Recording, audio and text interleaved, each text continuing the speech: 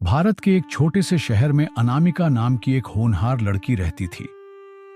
वह पढ़ाई में तेज, स्वभाव से स्वतंत्र और अपने सपनों को पूरा करने के लिए प्रतिबद्ध थी। लेकिन उसका परिवार बहुत ही रूढ़िवादी सोच वाला था।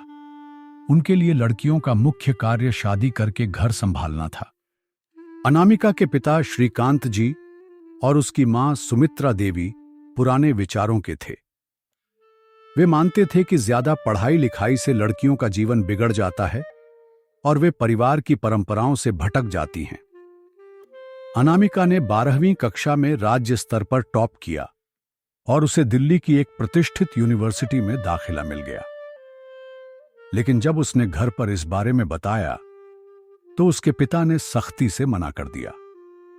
उनका कहना था, लड़कियों को ज्यादा पढ़ाने की जरूरत नहीं, जितना पढ़ लिया काफी है, अब शादी की तैयारी करो। अनामिका की मां भी उसके पिता का समर्थन कर रही थी, लेकिन उसकी दादी ने कहा, समय बदल रहा है, बेटियों को भी आगे बढ़ने देना चाहिए। परंतु श्रीकांत जी नहीं माने। अनामिका के लिए यह खबर किसी सदमे से कम नहीं थी। उसने रातों को जागकर अपनी मां को समझाने की कोशिश की, आंसुओं में भीगी हुई आंखों से अपने पिता से गुहार लगाई, लेकिन घर में परंपरा की दीवारें इतनी ऊंची थीं कि उसके सपने उन तक नहीं पहुंच सके। परिवार के दबाव में आकर अनामिका को अपनी पढ़ाई छोड़नी पड़ी और जल्द ही उसकी शादी एक बड़े व्यापारी के बेटे रवि से तय कर दी गई। रवि का परिवार भी पारंपरिक और स्त्री विरोधी सोच रखता था। शादी के बाद अनामिका को घर के कामों में झोंक दिया गया। उसके सपने दम तोड़ने लगे। उसे हर बात में टोका जाता। लड़कियां ऊंची आवाज में नहीं बोलती, घर से बाहर जाने की जरूरत नहीं, पति से बहस नहीं करनी चाहिए, जैसी बातें उसे बार बार सुननी पड़ती। रवि शुरू में अच्छा लगा था, लेकिन जल्द ही वह भी अपनी मां के आदेशों का कठपुतली बन गया। अनामिका के पास अब कोई अधिकार नहीं था, न अपनी इच्छाओं पर, न ही अपने समय पर। एक दिन अनामिका ने अपने पति से कहा कि वह पढ़ाई जारी रखना चाहती है। इस पर रवि और उसके परिवार ने गुस्से में कहा, बहू का काम घर संभालना होता है, पढ़ाई का नहीं। जब अनामिका ने विरोध किया तो उसके साथ हिंसा की गई।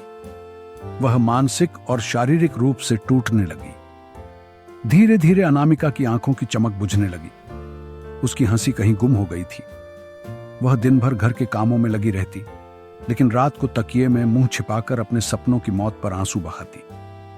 कुछ महीनों बाद जब स्थिति बदतर हो गई तो अनामिका ने अपने माता पिता से मदद मांगी, लेकिन उन्हें डर था कि समाज क्या कहेगा, इसलिए उन्होंने उसे वापस उसी घर भेज दिया।